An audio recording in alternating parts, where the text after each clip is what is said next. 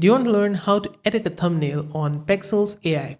In this video, I'm going to help solve your problem.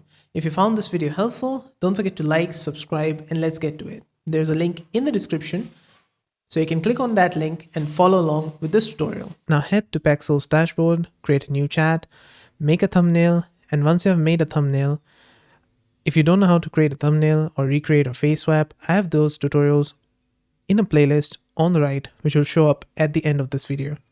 You can check them out. For this video, we're going to do this, edit. I've already created one thumbnail here. I'm going to click on edit, and each time you edit something in Pikzels, it takes in 10 credits. Let's click here and describe what type of edit you need in the thumbnail. For example, in this one, I can say change Sonic to Tails, and let's try it out.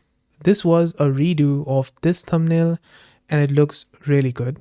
And there you go. The same thumbnail here, we have changed it from Sonic to Tails with the edit button. And like I said before, each time you edit, it's going to take in 10 credits from your total balance. And that's it. This is how to edit a thumbnail with AI on Pikzels.